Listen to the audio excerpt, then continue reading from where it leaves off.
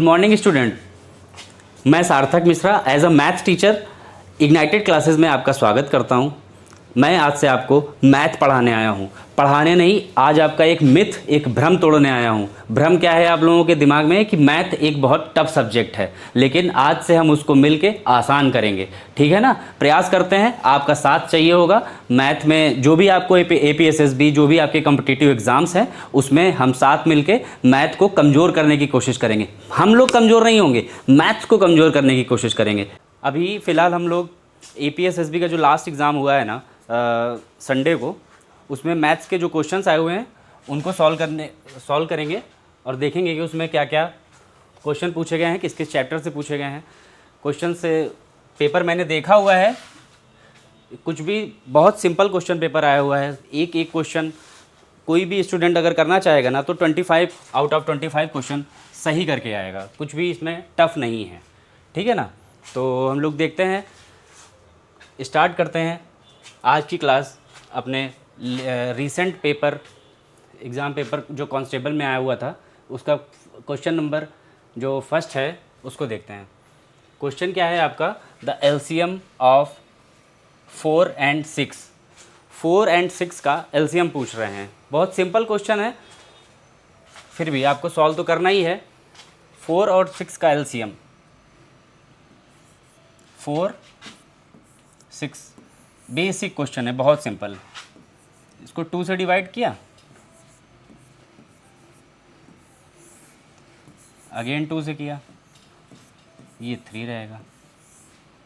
इसको 3 से किया, ये हुआ। अब क्या करेंगे, इसके जो मल्टीपल्स हैं उनको ऐसे करके लिख लेंगे, 2 इंटू 2 इंटू 3। ठीक है ना? यही LCM निकालने का बेसिक फंडा है।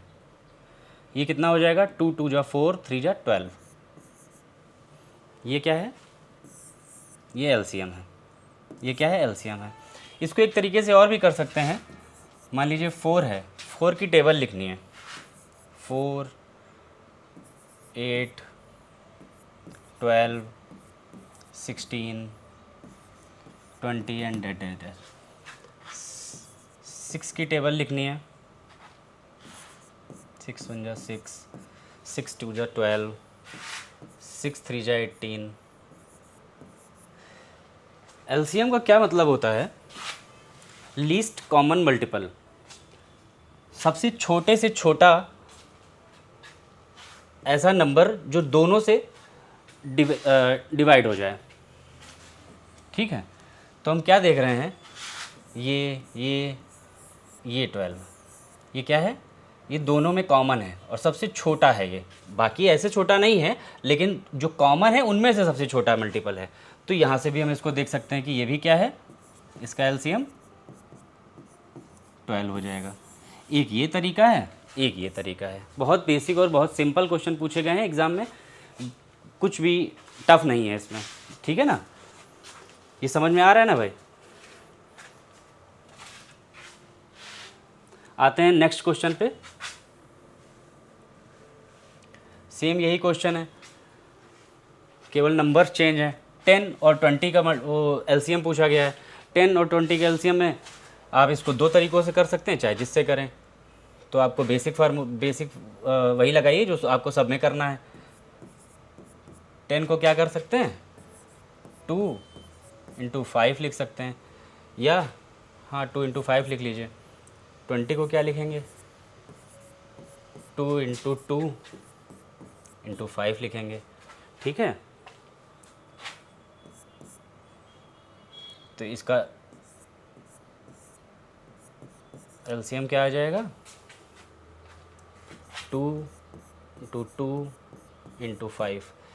ये LCM का थर्ड फंडा है। इसमें क्या करते हैं कि किसी भी नंबर की मैक्सिमम पावर उठाते हैं। ठीक है ना? मैंने आपको दो तरीके ऊपर बताए हैं, ये तीसरा तरीका है। तीसरे तरीके में क्या है, पहले इनके मल्टीपल्स लिख लेंगे कि इनको कैसे कैसे तोड़ सकते हैं। 2 इंटू 5, 2 इंटू 2 इंटू 5 लिख सकते हैं। अब क्या करेंगे, LCM में इन दोनों में से 2 की पावर ज़्यादा कहाँ पे है, ये है। ठीक है? यहाँ पे 2 है ना, ये 1 और ये 1, ये 2 की पावर 2 हो गया, इसको ऐसे लिख सकते हैं। फिर क्या कह रहे हैं, 5 की पावर दोनों में सेम है तो ये लिख सकते हैं। अब एलसीएम क्या आ जाएगा आपका, 2 की पावर 2 कितना होता है, 4 होता है, ये कितना होता है, ये 5 रहेगा। अब क्या हो जाएगा, ये 20 आ जाएगा। ये क्या हो गया, 10 और 20 का एलसीएम कितना हो गया, 20 हो गया। ठीक है ना, सिंपल से क्वेश्चन है ये। आप हमने आपको एलसीएम के 3 तरीके बताए हैं, एक ये है, एक ये है और एक ये है, जो आपको इजी लगे। बेसिकली ज़्यादातर लोग इससे ही करते हैं, इससे भी कर सकते हैं, इससे भी कर सकते हैं। इससे करने में ये रहता है कि आपको पता नहीं टेबल कहाँ तक आपको पढ़नी पड़ जाए या फिर याद रखनी पड़ जाए, तो ये ज़्यादा ईजी रहता है। आते हैं नेक्स्ट क्वेश्चन पे। नेक्स्ट क्वेश्चन आपका है LCF and HCF of 12 and B are 60 and 3 respectively, then B is। LCF and HCF में एक फार्मूला है, वो आपको ध्यान रखना होता है। प्रोडक्ट ऑफ टू नंबर्स हमेशा उनके LCM और HCF के मल्टीपल्स के बराबर होता है। प्रोडक्ट ऑफ टू नंबर्स क्या होगा, मान लीजिए कोई दो नंबर आपके A और B हैं, दो नंबर क्या हैं, A और B हैं, तो इनका मल्टीपल उनके HCF और एलसीएम के मल्टीपल के बराबर होगा। इसको क्या बोलते हैं, प्रोडक्ट ऑफ नंबर्स। दो नंबर हैं तो प्रोडक्ट ऑफ टू नंबर्स हमेशा उनके एलसीएम और एचसीएफ के बराबर होगा। ये चीज़ आपको ध्यान रखनी है। क्या दे रखा है, LCM and HCF of 12 and B. हमारा ए क्या दे रखा है, 12, तो ए की जगह क्या रखेंगे, 12। पहला नंबर क्या है, 12, दूसरा नंबर क्या है, बी। एचसीएफ और एलसीएम 60 एंड 3, एलसीएम कितना है 60, एचसीएफ कितना है 3, एचसीएफ कितना है 3 और एलसीएम कितना है 60। हमें क्या निकालना है, बी की वैल्यू, मतलब हमें दूसरा नंबर निकालना है। क्या करेंगे, बी को इधर ही रखेंगे, 3 इंटू 60 अपॉन में, ये जो इधर मल्टीप्लाई में है ना, ये जब इधर आएगा, इधर जाएगा तो ये डिवाइड में हो जाता है ना। ये चीज़ आपको ध्यान रखनी है। 3 इंटू 60 अपॉन में 12, 12 1 जा 12, 12 5 जा 16, तो b इक्वल टू कितना आ जाएगा, 3 इंटू 5 15। ये आपका आंसर हो जाएगा। एलसीएम और एचसीएफ में ये फार्मूला आपको ध्यान रखना है। हर साल लगभग हर पेपर में कोई ना कोई क्वेश्चन इस तरह का आ ही जाता है। ये तो डायरेक्टली पूछ दिया है, कभी कभी घुमा के पूछ देते हैं। तो एलसीएम क्या है, एलसीएम क्वेश्चन क्या है आपका, if the LCM and HCF of 12 and B are 60 and 3 respectively, then B is. तो फार्मूला होता है A into B equal to LCM and HCF, या फिर एचसीएफ एंड एलसीएम, सेम बात है। मल्टीप्लाई में आप इधर उधर कर सकते हैं, कोई ऑप्शन कोई प्रॉब्लम नहीं होती है। वेयर ए क्या है, नंबर 1, बी क्या है, नंबर 2, एलसीएम और एचसीएफ आपको दे रखा है। एक नंबर भी आपको दे रखा है 12, दूसरा नंबर बी है, जो कि हमने बी को ही सपोज कर लिया। बी की वैल्यू निकालनी है। क्या किया, इधर 12 है मल्टीप्लाई में, इधर लेके आएंगे तो डिवाइड में आ जाएगा, है ना। जब डिवाइड में आ जाएगा इधर, उसके बाद इसको सॉल्व कर लिया, 12 1 जा 12, 12 5 60, 3 इंटू 5 इक्वल टू 15। ये हो गया आपका। नेक्स्ट क्वेश्चन आपका क्या है, 53 के बाद ये हो गया आपका 53।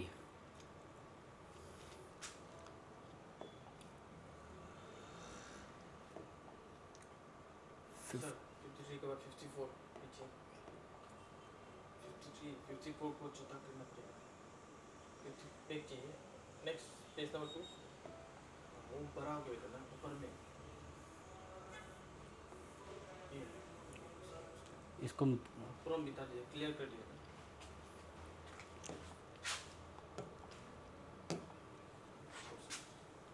नेक्स्ट क्वेश्चन क्या है, 53 हो गया आपका। नेक्स्ट क्वेश्चन है आपका 54।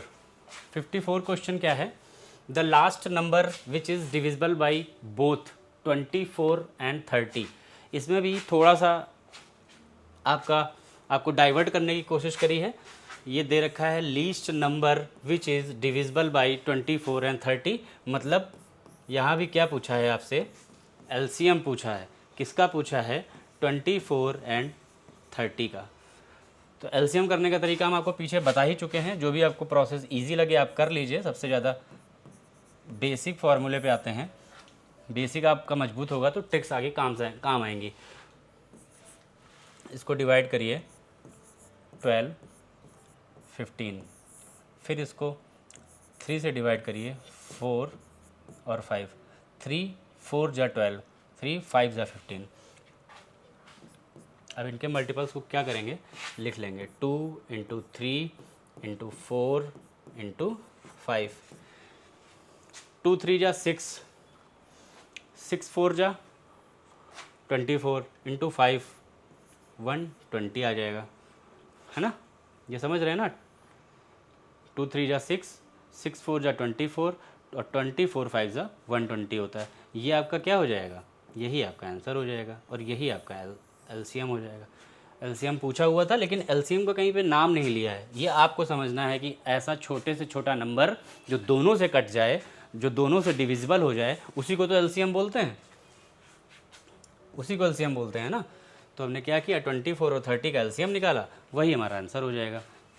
ये आपका आंसर हो गया, ठीक है। ऑप्शन में है ऑप्शन नंबर डी। अब आते हैं नेक्स्ट क्वेश्चन पे, ठीक है। नेक्स्ट क्वेश्चन आपसे कह रहा है there are 45 person working in an office, there are 45 persons working in an office if their number of females is, if the number of females is 25 and remaining are males, the ratio of number of female to male, क्या पूछ रहा है, female to mail का ratio पूछ रहा है, female से mail का रेशियो पूछ रहा है। क्या कह रहा है, there are 45 persons, total person कितने हैं,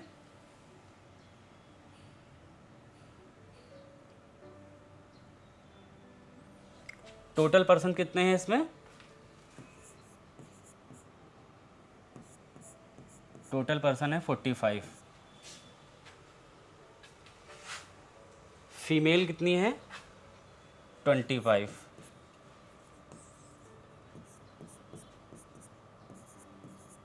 फीमेल कितनी है 25, मेल्स निकाल लीजिए।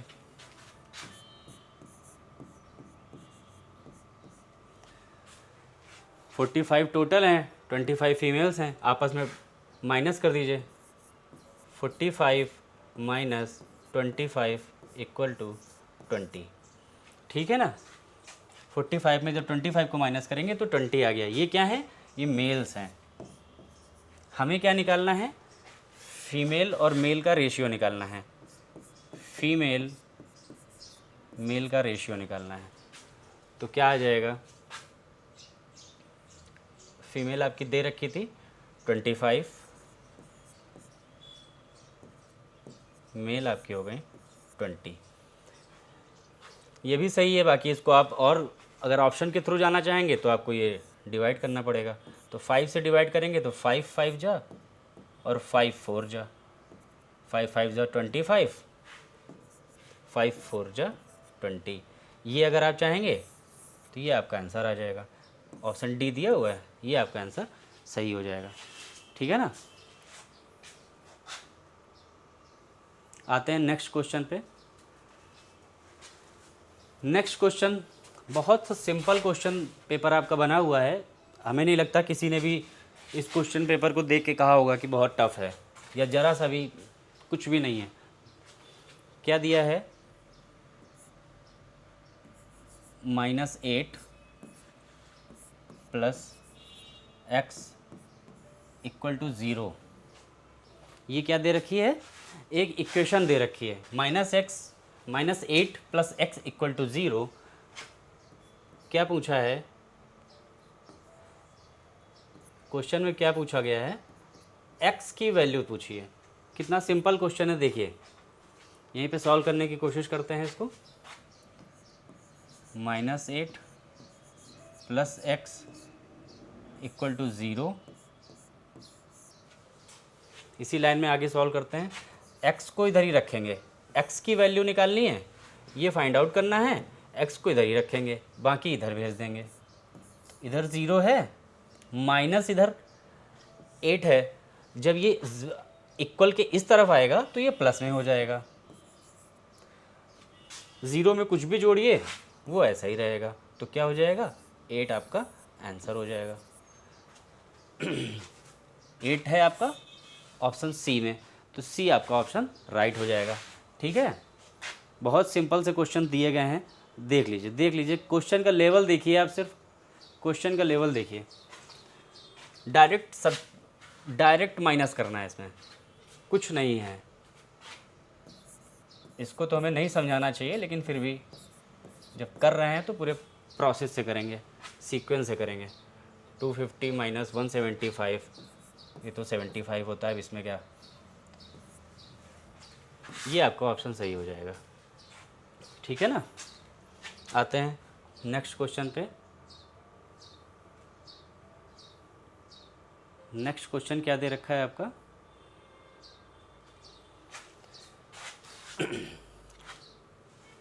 कह रहा है study the pie chart, answer the following question. 10% education है, हाउस रेंट है 12%, ग्रॉसरी है 28%, शॉपिंग है 30%। आपको पता है जब भी कोई परसेंट का कोई भी फार्मूला करते हैं तो परसेंट का मतलब होता है उसकी वैल्यू 100 में है। परसेंट की कोई भी वैल्यू जो निकलती है, ये अगर 10% दिया है, ये 12% दिया है, ये 28% दिया है, ये 30% दिया है, ये अदर्स दिया हुआ है, तो इसका क्या मतलब हो रहा है कि ये पूरा का पूरा तो 100 ही है ना, उसी में तो ये 10% है। तो हमें बाकी चीज़ें दे रखी हैं, अदर्स नहीं दे रखा है। इसको तो हम सबसे पहले सॉल्व करेंगे, लेकिन पहले क्वेश्चन देख लेते हैं। कह रहा है find the percentage of income spent on others. हमें सब कुछ दे रखा है, तो हम इसको जो भी चीज़ें दे रखी हैं इसको 100 से माइनस कर देंगे। हमें सिर्फ अदर्स की वैल्यू निकालनी है, 100 से माइनस करेंगे, -10, -12, -28, -30। अब जो निकल के आएगा वो अदर्स हो जाएगा, वो अदर्स हो जाएगा। क्या होगा, अदर्स का परसेंटेज। ठीक है, तो 100 से जब इसको माइनस करेंगे तो ये कितना आ रहा है, 40, 70, 80, 100 माइनस 80 इक्वल टू, ये क्या है, अदर परसेंटेज है, अदर्स का परसेंटेज है। ये कितना आ जाएगा, 20%। ऑप्शन में अगर कहीं 20% है तो वो सही है, नहीं है तो नन ऑफ दीज हो जाएगा।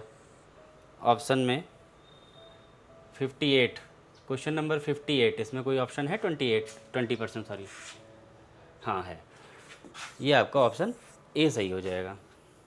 ऑप्शन ए सही हो जाएगा, 58 में ये सही हो जाएगा।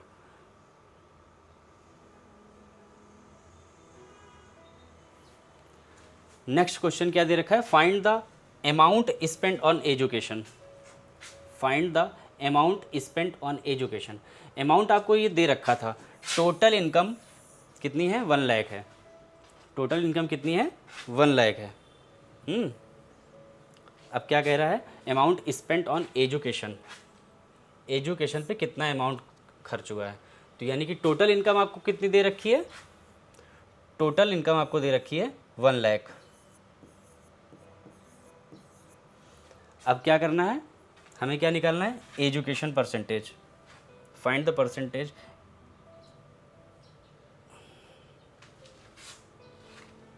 वो तो हो गया है, sorry, find the percentage of education.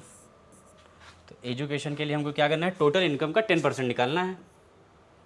Total income का 10% निकालना है ना।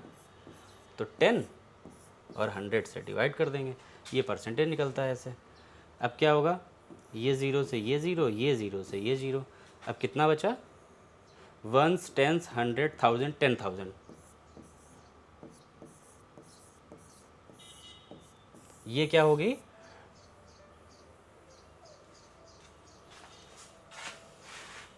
ये जो अमाउंट हुआ कितना हुआ,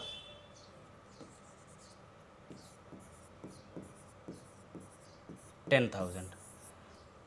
इसका कहने का क्या मतलब हुआ, 1 लाख रुपए उनकी टोटल इनकम थी, सॉरी 1 लाख रुपए उनकी टोटल इनकम थी, जिसमें से 10% जब उन्होंने स्पेंड कर दी एजुकेशन पे, तो जब एजुकेशन पे स्पेंड करी तो वो 1 लाख का 10% 10,000 हो गया। ठीक है, ये हो गया आपका क्वेश्चन नंबर 59। आते हैं नेक्स्ट क्वेश्चन पे,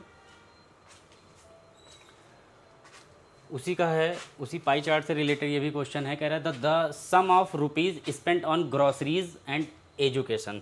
ग्रॉसरीज एंड एजुकेशन पे जो रुपए खर्च हुए हैं उसका परसेंटेज का सम बताना है, ग्रॉसरीज और एजुकेशन। हमने एजुकेशन पे तो निकाल लिए हैं 10,000, अब हमें किस पे निकालना है, ग्रॉसरीज पे।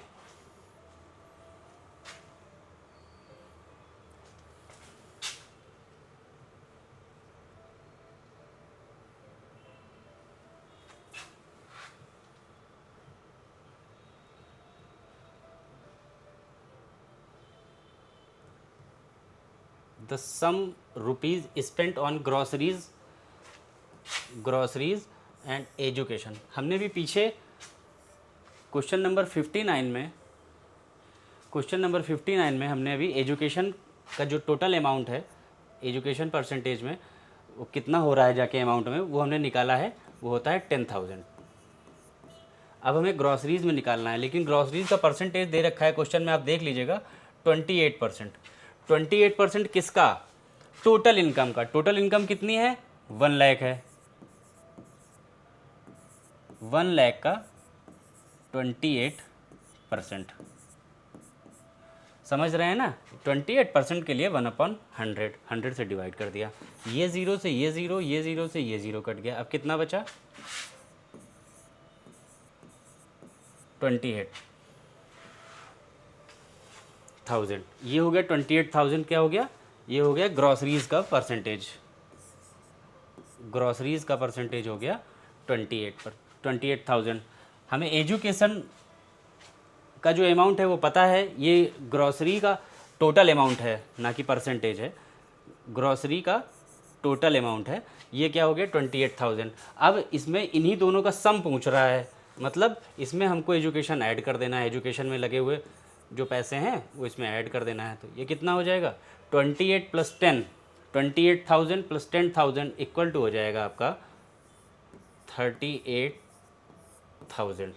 ठीक है ना, सिंपल से क्वेश्चन है, थोड़ा सा एक ही क्वेश्चन में 3-4 क्वेश्चन पूछ दिए गए हैं, बाकी कुछ नहीं है, सिंपल क्वेश्चन है।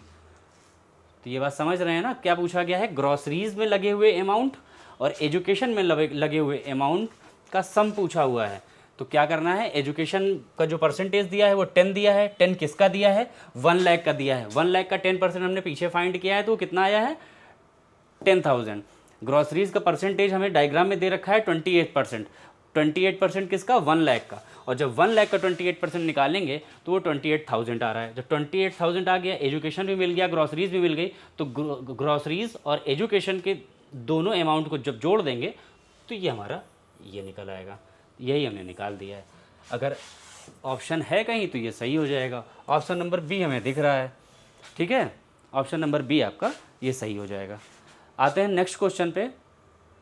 क्वेश्चन दे रखा है, a sum of 10,000 deposited for 2 years at the rate of 7% simple interest per annum becomes. ये क्वेश्चन इस पे बहुत डिसाइड करता है कि स्टूडेंट क्या पढ़ रहे हैं और क्या सोच रहे हैं। देखिए क्वेश्चन बहुत सिंपल है, लेकिन इसमें फंसते हैं लोग, फंसते हैं ऑप्शंस को देख के। कैसे फंसते हैं, क्या बोल रहा है, 10,000 deposited for 2 years at the rate of 7% interest. ये तो सबको समझ में आ रहा है। लोग सिंपली इसमें क्या करते हैं, सिंपल इंटरेस्ट का फार्मूला आपको पता है, SI = P principal R rate T time upon में 100। सिंपल इंटरेस्ट, इस क्वेश्चन को यहाँ तक सबको समझ में आ रहा है, समझ में यहाँ तक भी आ रहा है कि कितना होगा, लेकिन अब क्या कह रहे हैं, P कितना दे रखा है, principal 10,000 deposited for 2 years, sorry rate of interest क्या है 7%, टाइम क्या है 2 ईयर्स, अपॉन में 100। ठीक है, इसको ये किया, ये ज़ीरो से ये ज़ीरो कट गया, अब ये कितना आया 7 टू 1400। लोग क्या करेंगे, ये आपका आंसर आ गया। अब यहाँ तक आने के बाद में आपको ऑप्शन नहीं मिलेंगे, लेकिन हमें करना क्या है, ये हमने क्या निकाला है सिंपल इंटरेस्ट, लेकिन वो कह रहा है कि ये कितना हो जाएगा, जितना 10,000 रुपीज़ उसने 2 साल के लिए 2 ईयर्स के लिए 7% इंटरेस्ट पे दे रखे थे, वो 2 साल बाद कितना हो जाएगा, बिकम्स कितना बन जाएगा। तो हम क्या करेंगे, इसमें प्रिंसिपल को ऐड कर देंगे। ये कितना हो गया 114 11,400 रुपीज़, ये टोटल हो जाएगा।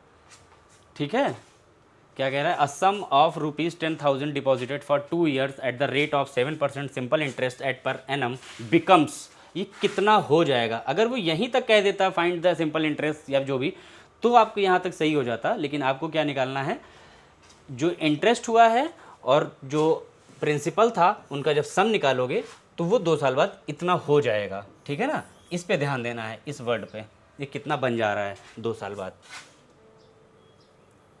आते हैं नेक्स्ट क्वेश्चन पे, बोल रहा है what is the area of parallelogram having a base of length 36 centimetre and height 15 centimetre. What is the area of a parallelogram having a base of length 36 and height 15 centimetre. इसका area का formula आपको याद रखना पड़ेगा, base into height होता है, और इसमें कुछ नहीं है। पैरेललोग्राम आपको पता होना चाहिए, ये होता है,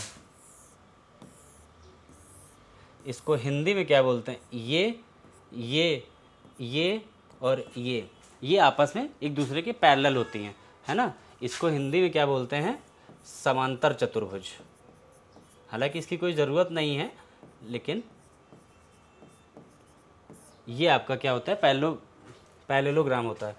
तो इसका जो फार्मूला होता है, क्या बोल रहे हैं, इसके फार्मूले के हिसाब से, एरिया के हिसाब से बोल रहे हैं कि अगर ये 6 है तो ये भी 6 होगी, ये 4 है तो ये भी 4 होगी। तो इसका फार्मूला होता है बेस इंटू हाइट। बेस कितनी दे रखी है, बेस ऑफ लेंथ 36, हाइट कितनी है 15 centimetre.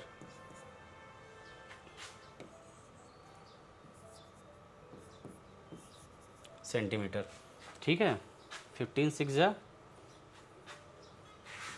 90, 0 carry 9।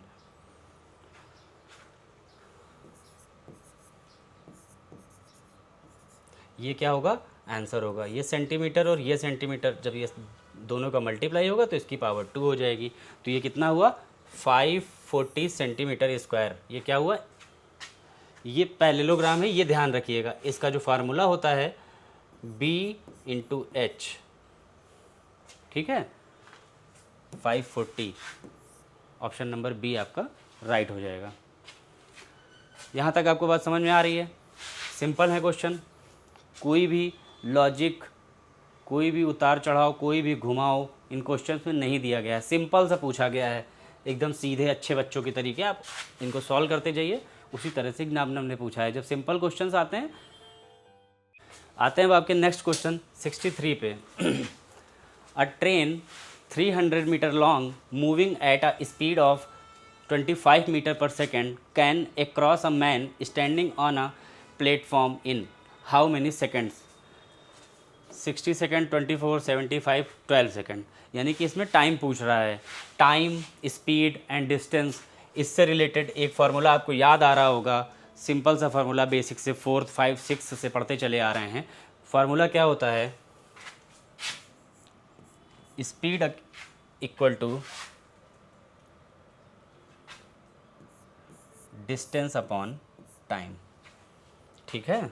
Speed equal to distance upon time, ये आपको पता है, ये फार्मूला कोई नया नहीं है, ये आपको याद रखना पड़ेगा क्वेश्चन को जल्दी सॉल्व करने के लिए। Train 300 metre long moving at, अब क्या कह रहा है 300, देखिए इसको ऐसे समझिए, ये एक प्लेटफॉर्म है, इस पे कोई आदमी खड़ा हुआ है, ये एक प्लेटफॉर्म है, इस पे कोई आदमी खड़ा हुआ है, और ये ट्रेन है। ट्रेन की दूरी लंबाई कितनी दे रखी है 300 मीटर, 300 मीटर ये क्या है, ट्रेन की लंबाई दे रखी है, ठीक है। अब ये आदमी मान लीजिए ए है, इस ट्रेन को, इस आदमी को क्रॉस करना है। ये ट्रेन है आपकी, इस आदमी को क्रॉस करना है। इस आदमी को ये पूरी ट्रेन तभी क्रॉस करेगी जब ये 300 मीटर की दूरी पूरी तय कर लेगी, मतलब ये ट्रेन जब पूरी इसको क्रॉस कर लेगी, इसके आगे निकल जाएगी, तभी तो माना जाएगा ना कि ये क्रॉस हो गई है। तो ये जो हमारी 300 मीटर लंबी ट्रेन थी ना, ये जो 300 मीटर दे रखा है, एग्जामिनर ने आपके साथ थोड़ा सा चालाकी करने की कोशिश करी है। चालाकी क्या करी है, आपको डिस्टेंस डायरेक्टली नहीं दे रखी है, डिस्टेंस आपको इनडायरेक्टली दे रखी है। Indirectly means 300 metre long, 300 metre long एक ट्रेन घुमा दिया, तो अब ये क्या हो गई आपकी डिस्टेंस हो गई, ठीक है। स्पीड आपको दे रखी है 25 मीटर पर सेकंड, तो आपको निकालना क्या है, टी निकालना है। तो स्पीड की जगह आप स्पीड रख दीजिए 25,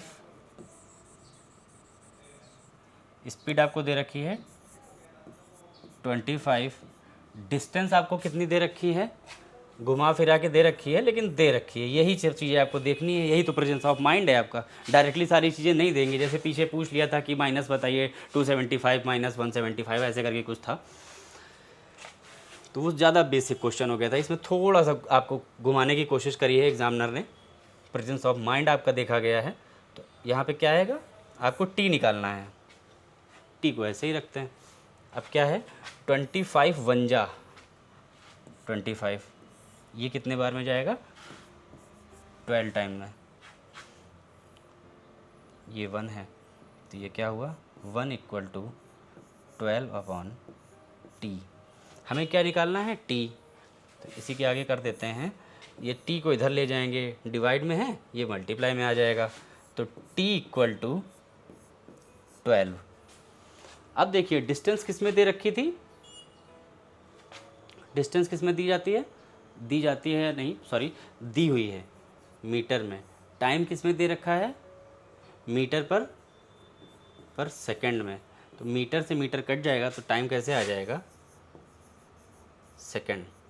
12 सेकंड अगर कोई ऑप्शन में आंसर है तो वो सही हो जाएगा। 12 सेकंड आपका दे रखा है, ये क्या है, ये आपका राइट आंसर है। कुछ ऑप्शन नंबर डी आपका राइट आंसर है। यहाँ तक बात समझ में आ रही है। यहाँ पे ये समझने वाली बेसिक चीज़ है कि ये एक प्लेटफॉर्म है, ये क्या है, ये क्या है, प्लेटफॉर्म है।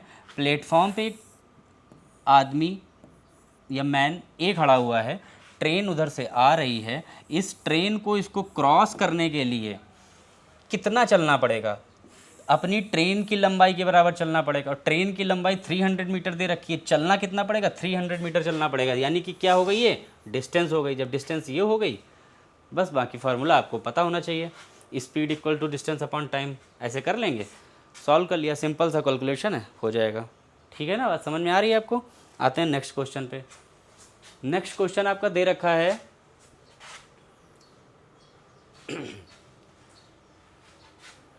ये एक शीट दे रखी है, टेस्ट ए है, टेस्ट 2 है, टेस्ट 3 है, subject A B C D E, ठीक है।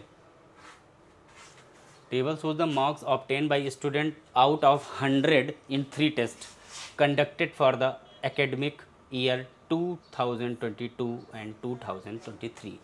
क्या कह रहा है, क्वेश्चन देखते हैं। क्वेश्चन आपका क्या बोल रहा है, वो टेबल हो गई। क्वेश्चन आपका दे रहा है व्हाट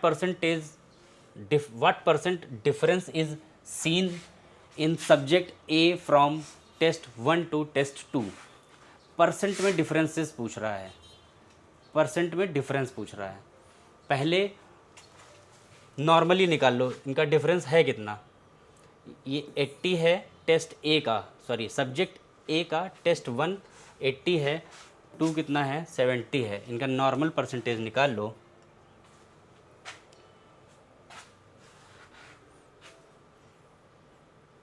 डिफरेंस परसेंटेज इनका पूछ रहा है, तो क्या होगा डिफरेंस परसेंटेज। पहले तो इनका डिफरेंस निकाल लीजिए।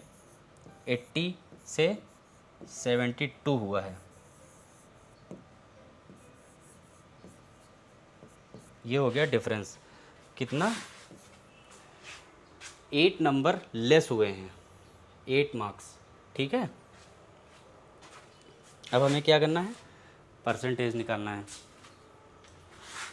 ये पूछ रहा है कि कितने परसेंट लेस हुआ है, तो इसको क्या करते हैं,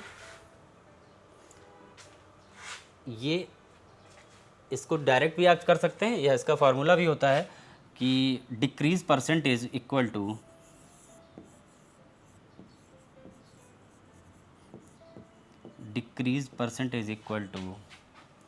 डिफरेंस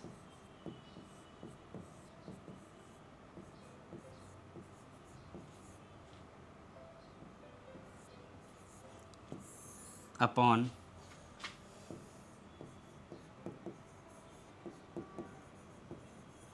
ओरिजिनल मार्क्स।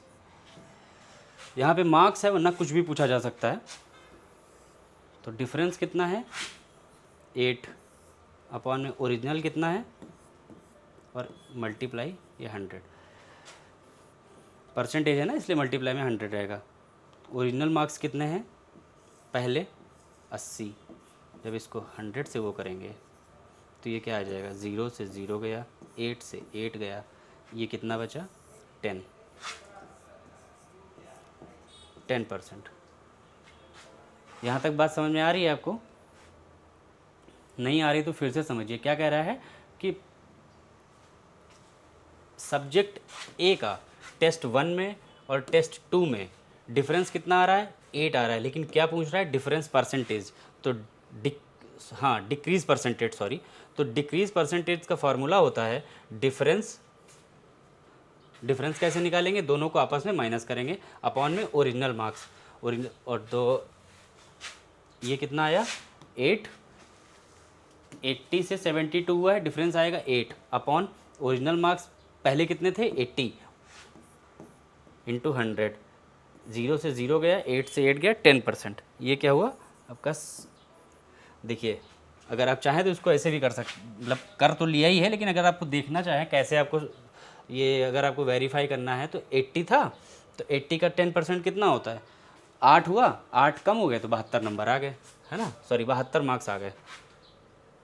आते हैं अब नेक्स्ट क्वेश्चन पे। डी परसेंटेज है, तो इसमें कोई ऑप्शन है, हाँ, ये आपका ऑप्शन बी सही हो गया। आते हैं नेक्स्ट क्वेश्चन पे। कह रहे हैं कि the average marks of all 3 test in subject E.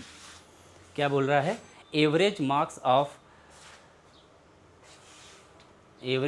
Of all 3 test in subject E. Subject E का तीनों टेस्ट में मिला के एवरेज मार्क्स कितने हैं।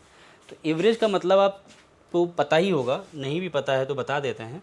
जैसे कि मान लीजिए कि आपके किसी एग्ज़ाम में 30, किसी पेपर में 30, किसी पेपर में 30, किसी में 40 और किसी में 50 नंबर आते हैं। इनका एवरेज निकालना है। एवरेज का मतलब होता है कि अगर सबको इक्वली डिवाइड किया जाए। इक्वली डिवाइड करने को क्या बोलते हैं, इक्वली डिवाइड करने को हम एवरेज बोलते हैं। तो क्या करना है, हमें देखना क्या है, ये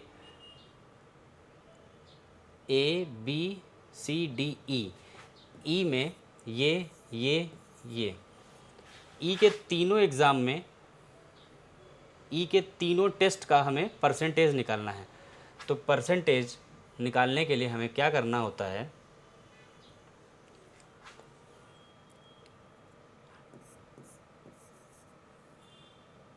सॉरी, हमें क्या निकालना है, एवरेज निकालना है। परसेंटेज बोल दिया, माफ़ी चाहते हैं, एवरेज निकालना है। तो एवरेज निकालने के लिए क्या होगा, एवरेज ऑफ ऑल 3 सब्जेक्ट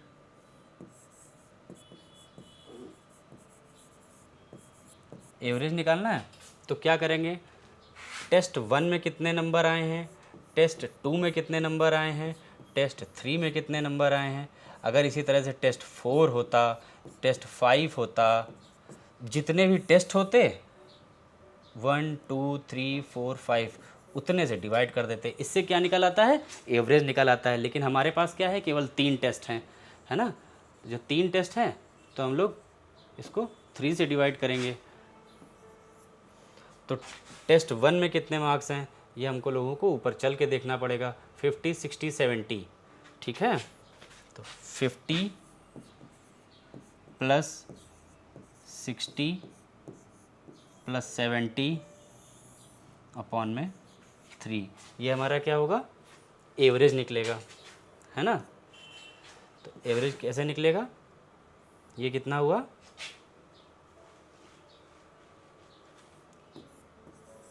180 हुआ अपॉन में 3 हुआ, 3 1 जा 3, 3 6 जा 18, ये हो गया 60। तो ये क्या आ गया 60। तो एवरेज आपका कितना हुआ,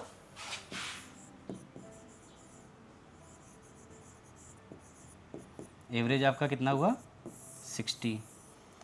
अगर ऑप्शन है तो 65 का ऑप्शन डी सही हो जाएगा, ठीक है। आते हैं नेक्स्ट क्वेश्चन पे। नेक्स्ट क्वेश्चन दे रखा है, the sum of -8 -6 and 13।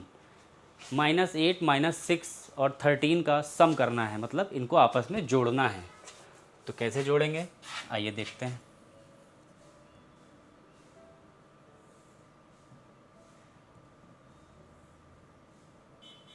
The sum of -8 -6 और 13, तो सम करना है। -8 ये हो गया पहला नंबर,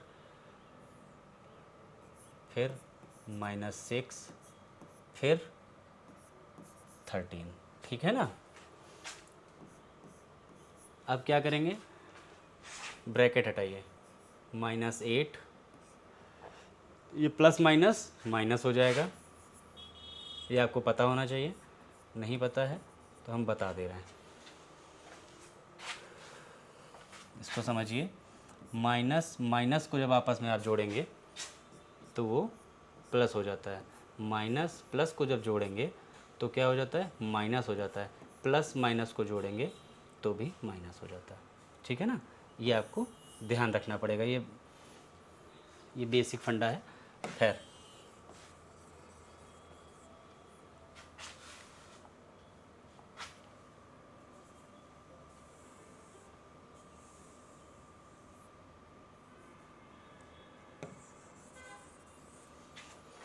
तो अब इसके आगे सॉल्व करेंगे, -8 -6 + 13। तो -8 और -6 ये तो आपस में जुड़ जाएंगे, ऐड हो जाएंगे। तो -8 और -6 कितने हो जाएंगे, माइनस के 14 हो जाएंगे, प्लस ये कितना हो जाएगा, 13 हो जाएगा। प्लस के 13 और माइनस के 14 क्या होंगे, ये ज़्यादा है, माइनस का 14 क्या है, ये बड़ा है, तो इसकी चलेगी। तो क्या हो जाएगा, 14 में 13 जब ये होगा, ये माइनस हो जाएगा तो कितना आ जाएगा, -1 आ जाएगा। 14 में 13 जाएगा, कितना आ जाएगा, 1 आ जाएगा। लेकिन ये 14 बड़ा है इसलिए इसी का साइन आ जाएगा। ये क्या हुआ, ये आपका आंसर हो गया। सर दे रखा है कहीं, है ऑप्शन में, ऑप्शन आपका बी सही हो गया। सिंपल क्वेश्चन है, इसमें कुछ भी ज़्यादा डीपली समझाने की कोशिश नहीं करनी है। आते हैं नेक्स्ट क्वेश्चन पे। नेक्स्ट क्वेश्चन क्या दे रखा है, the value of 70 + 8 is equal to.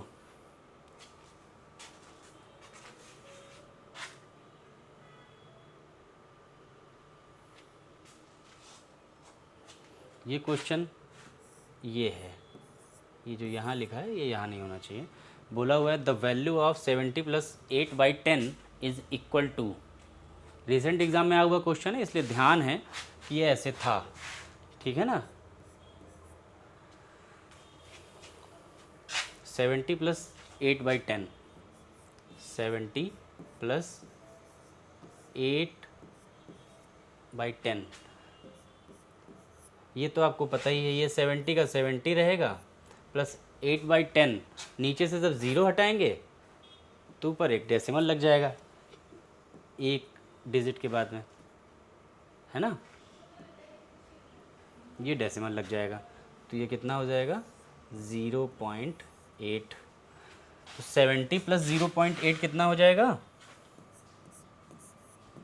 70 plus 0.8 equal to हो जाएगा 70.8। कितने सिंपल क्वेश्चन पूछे गए हैं इस एग्ज़ाम में, कितनी हाई मेरिट जाएगी मैथ को लेके, देखने वाली बात है। 7.8 अगर 70.8 अगर ऑप्शन में है तो आपका बी है पोर्शन सही हो जाएगा, ठीक है ना। इस तरह से करना है। नेक्स्ट क्वेश्चन क्या है आपका, ये भी बहुत सिंपल क्वेश्चन है।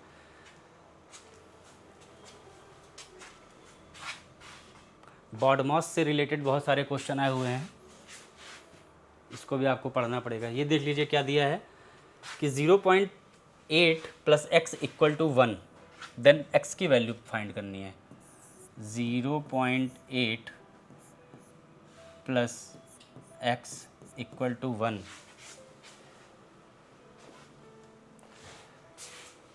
इक्वल टू 1,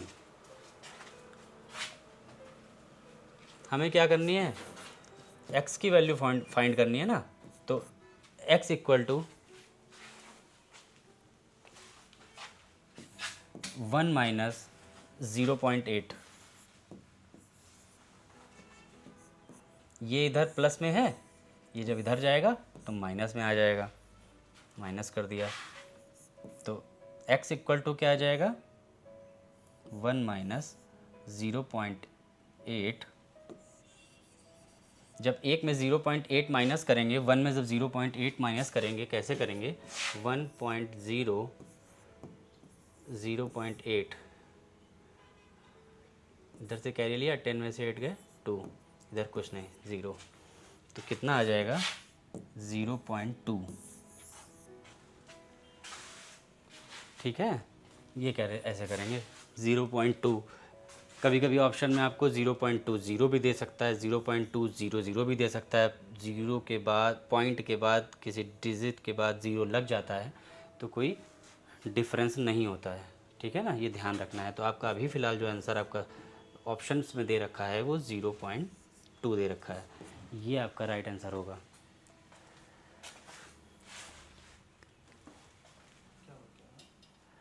बोलिए बोलिए बोलिए बोलिए बोलिए। गर्मी लग रही है। ओ हम तो कॉफी करके आ गया। हाँ,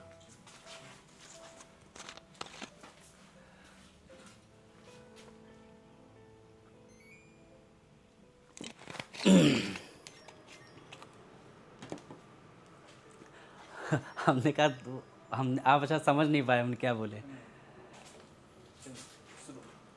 वो आप देख लेंगे क्या? बीच का जो पॉज है। उसको हम पार्ट में काट के मिला देंगे। अच्छा, जैसे आप बाहर निकल गए ना, हम ऐसे अंदर तो इसी तरीके से हम नेक्स्ट क्वेश्चन पे आते हैं।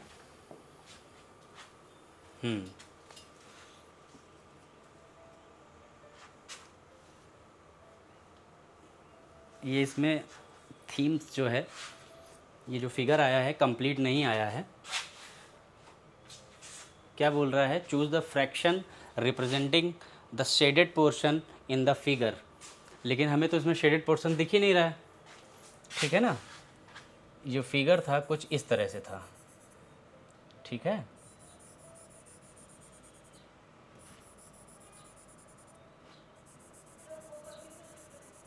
हम सपोज कर लेते हैं कि ये हमारे शेडेड पोर्शन है, ठीक है।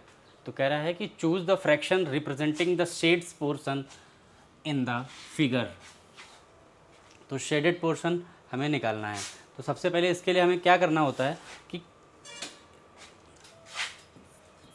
टोटल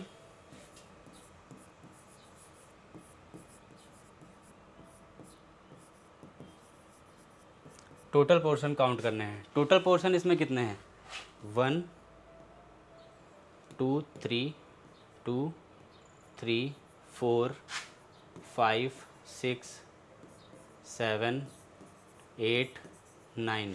टोटल पोर्शन कितने हैं? 9। ठीक है। Choose the fraction representing the shaded portion in the figure. Example ये भी हम लोगों को देखने पड़ेंगे इसमें। ये 9 है टोटल। अब हमें क्या कह रहा है? शेडेड पोर्शन कितने हैं? 1 2 3 4। शेडेड पोर्शन है 9, हमेशा ये नीचे रहेगा। कितने में शेडेड हैं? 4 में, मतलब सॉरी 9 में शेडेड पोर्शन कितने हैं? 4। 1 2 3 4। इसी तरह का क्वेश्चन था ये। यहाँ पे इसमें क्वेश्चन इसमें जब डिवाइस में डाला गया है तो ये शायद शेडेड पोर्शन मिस हो गया है, मगर ये आप देखेंगे क्वेश्चन पेपर में तो ये इस तरह से आया हुआ है ना। कोई भी 3-4 जो भी पोर्शन है ये आपको एक तरीका बता दे रहे हैं।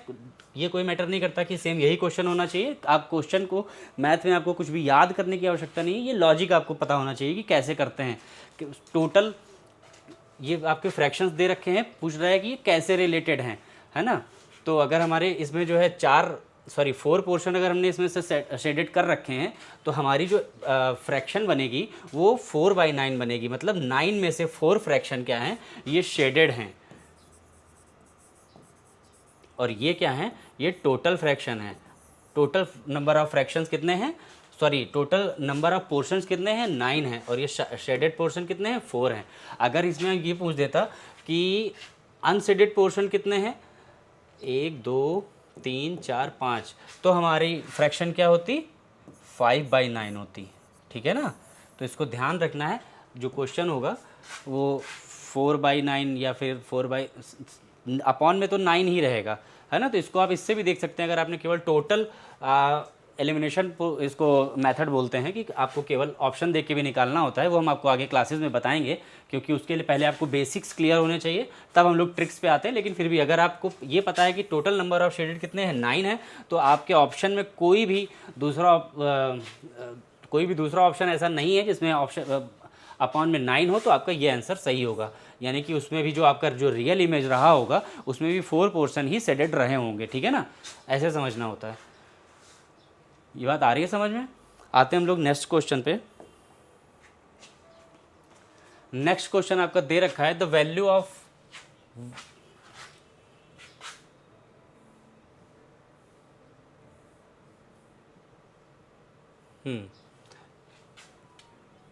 नेक्स्ट क्वेश्चन आपका क्या है? The value of 1/3 plus 3। तो इसको सॉल्व कर लीजिए। इनके डिनोमिनेटर क्या हैं? सेम है, तो जोड़ लीजिए। ये आपस में जुड़ जाएगा। 4, अरे या फिर आप सिंपली सॉल्व कर लीजिए। ये 1 है, ये जुड़ जाएगा 3 हो जाएगा, ये जुड़ जाएगा, क्योंकि डिनोमिनेटर सेम है इसलिए आप इनको कैसे भी इजीली जोड़ सकते हैं। ये हो गया, ठीक है। फिर 1/3 प्लस 2/3 इक्वल टू कितना हुआ? 3/3। 3 1 जा 3, ये कितना हुआ? 1 हुआ। ठीक है।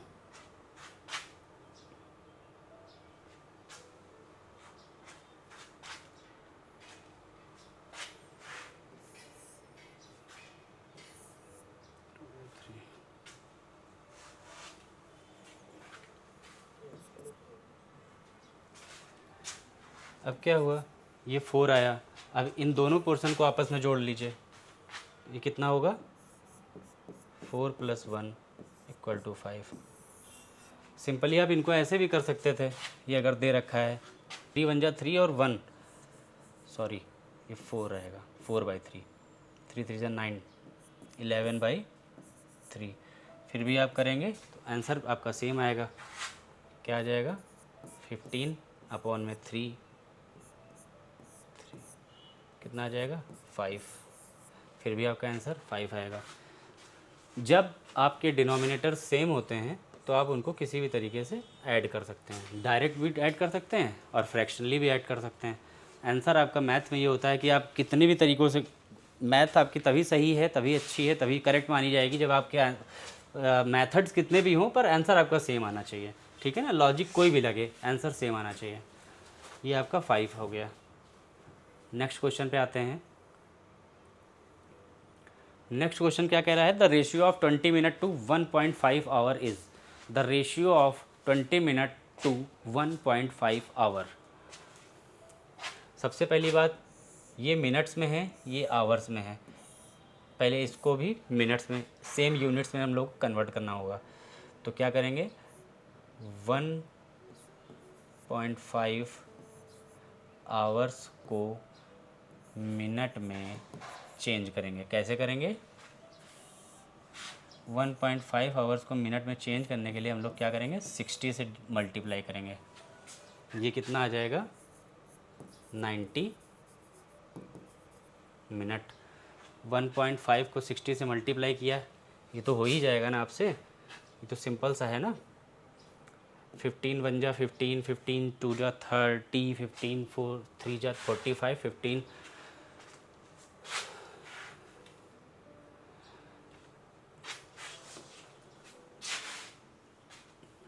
इसको यहाँ पे देखिएगा भैया, इस क्वेश्चन को भी रिपीट करना पड़ेगा। तो आप कंटिन्यू कीजिए, रिपीट काट के।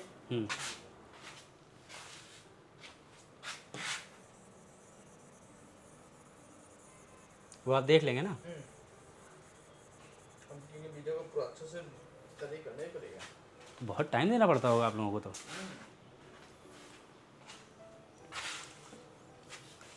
आते हैं नेक्स्ट क्वेश्चन पे। नेक्स्ट क्वेश्चन क्या है? The ratio of 20 minute to 1.5 hours. ये मिनट्स है, ये आवर्स है। इसको सबसे पहले हम लोग क्या चेंज करेंगे, 1.5 आवर्स को मिनट्स में चेंज करना है तो क्या करेंगे, 60 से मल्टीप्लाई कर देंगे। ये कितना आ जाएगा? 15 6 जा 90। ये पॉइंट लगा दिया तो ये कितना हो गया, 90 मिनट्स। ठीक है, 1.5 आवर्स इक्वल टू 90 मिनट्स। ठीक है, अब क्या कह रहा है, रेशियो बताना है। The ratio of 20 minute to 1 hour. 20 minute upon में 1.5 आवर की जगह क्या रख देंगे, 90 मिनट रख देंगे। ये मिनट से मिनट कट जाएगा, 0 से 0 कट जाएगा, तो इसका आंसर आपका क्या आ जाएगा, 2:9। ये अगर ऑप्शन में कहीं है तो ये आपका सही हो जाएगा। ये ऑप्शन में कहीं है, अगर ऑप्शन ए ही है आपका, तो ये आपका ऑप्शन सही हो जाएगा। ठीक है, नेक्स्ट क्वेश्चन आपका क्या कह रहा है?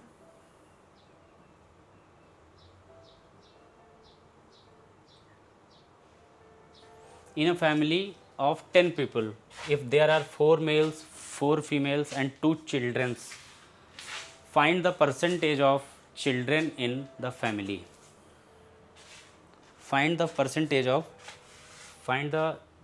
of children in the family.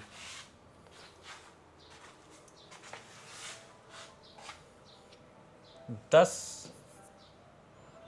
Total कितने लोग हैं, 10 लोग। टोटल फैमिली मेम्बर्स कितने हैं, 10।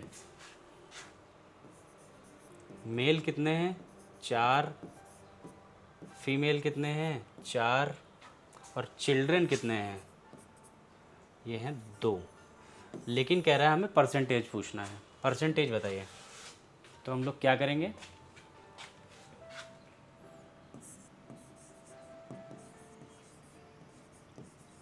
चिल्ड्रन परसेंटेज इक्वल टू क्या हो जाएगा, number of children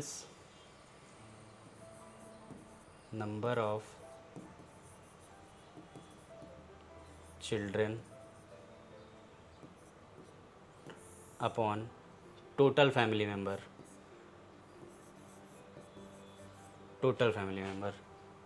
into 100। Number of children कितने हैं, 2।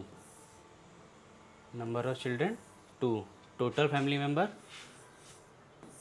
10। परसेंटेज में चेंज करना है, परसेंटेज निकालना है, इसलिए 100। ये 0 से 0 गया, 10 टू जा 20%। ये आपका राइट आंसर हो जाएगा। तो ऑप्शन ए आपका राइट आंसर हो जाएगा 20%। ठीक है ना।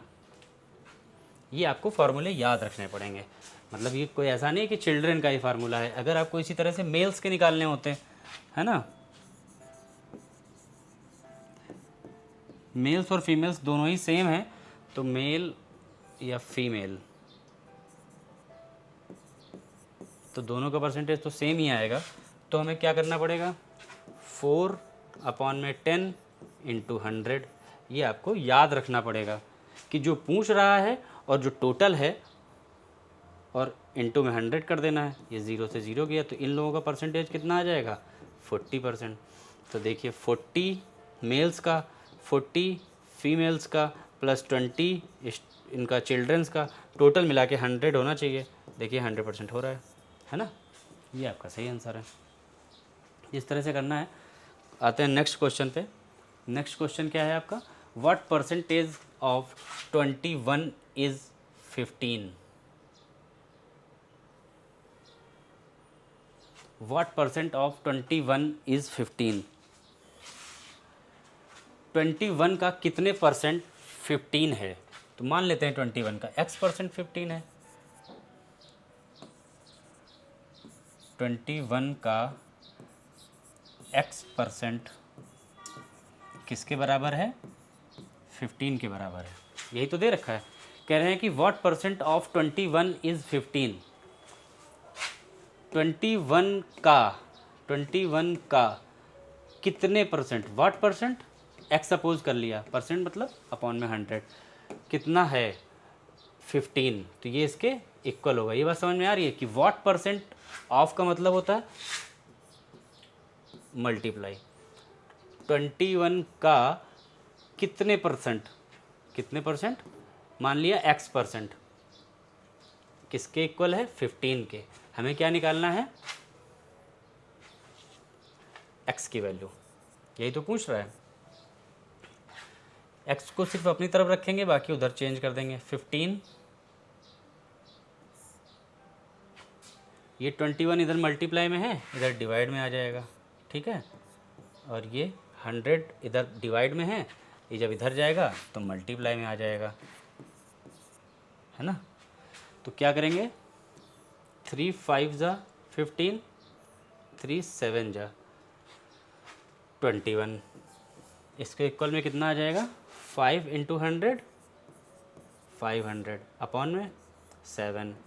अब क्या करेंगे, इसको डिवाइड कर लेते हैं। 7 1 जा 7, 7 7 जा 7 7 जा 49, 49 है, यहाँ पे 1 बच रहा है। 7 1 जा 7, अब कितना बच रहा है, 3 बच रहा है। तो क्या करेंगे, 7 1, ये 3 रिमाइंडर है, अपॉन में 7। इसको इस तरह से भी लिख सकते हैं। इस तरह से लिखना इसलिए पड़ा है क्योंकि ऑप्शन में आपके इसी तरह से दे रखा है ना। ये आपका ऑप्शन है, ये लास्ट में परसेंटेज लग जाएगा। ये आपका आंसर सही हो जाएगा। समझ रहे हैं ना कि what percentage of 21 is equal to 15। तो हमने क्या किया है कि व्हाट की जगह पर x मान लिया है। मल्टीपल का मतलब, ऑफ का मतलब होता है मल्टीप्लाई।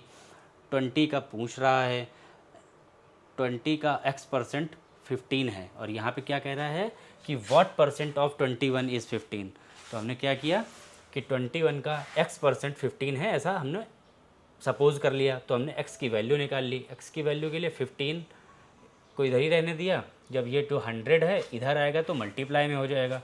ये जो 21 है, ये इधर मल्टीप्लाई में है, तो ये डिवाइड में आ जाएगा। इनको जब हम लोगों ने आपस में डिवाइड किया तो ये 500/7 आ गया। जो 500/7 भी आपका एक आंसर है, ऐसा नहीं है कि ये गलत है, लेकिन इस तरह का कोई ऑप्शन दे नहीं रखा है। तो इसको जब हम लोग डिवाइड करेंगे तो 7 1 जा 7, 7 2 जा 7 7 जा 49 तक जाएंगे। तो जब 7 7 जा 49 तक जाएंगे तो यहाँ पे कितना बच गया, 1 बच गया। फिर 7 को 1 टाइम लेके जाएंगे तो 7 1 जा आ जाएगा। फिर आपका रिमाइंडर 3 बच गया। तो फिर क्या करेंगे, ये ऐसे लिख देंगे। ये आपका फाइनल आंसर हो गया। ठीक है ना। आते हैं नेक्स्ट क्वेश्चन पे।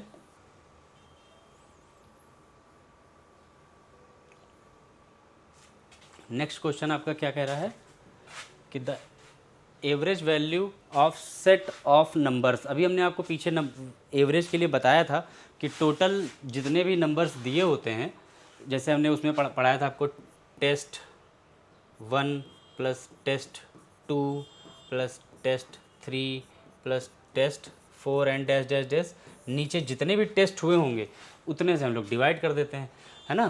तो ये हमने आपको बेसिक फार्मूला बताया था एवरेज का। अब क्या करना है, सिंपल सा है। तो 3 प्लस 5 प्लस 7 अपॉन में 1 2 3 डिजिट्स हैं, 3 से डिवाइड कर देंगे तो कितना आ जाएगा 15 अपॉन में 3 1 जा 3 3 5 जा 15, एवरेज कितना आ गया 5। ये आपका आंसर है, डी आपका ऑप्शन आंसर है, ठीक है। आते हैं नेक्स्ट क्वेश्चन पे। नेक्स्ट क्वेश्चन आपका है if a book of ₹750 sold at 675 find the discount percentage on the book. तो डिस्काउंट परसेंटेज में क्या होगा, वही जो आपको पीछे बता चुके हैं हम, जैसे डिक्रीज परसेंटेज निकालते हैं उसी तरह से डिस्काउंट परसेंटेज निकालेंगे। डिस्काउंट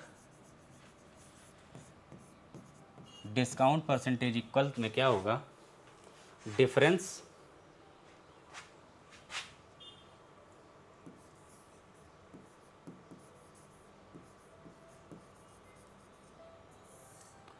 अपॉन में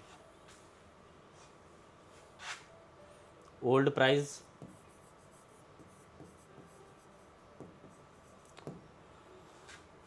या फिर ओरिजिनल प्राइस या फिर ओरिजिनल प्राइस, है ना। और परसेंटेज निकालना है इसलिए 100। वही पीछे जो बता चुके हैं वही सेम क्वेश्चन उसी तरीके से सॉल्व करना है। तो डिफरेंस दोनों का क्या है 750 माइनस 675 अपॉन में कितना आएगा, ये कितने से इतनी हुई है 750 से, तो नीचे क्या आ जाएगा, ओरिजिनल प्राइस इसके कितने 750 इंटू 100,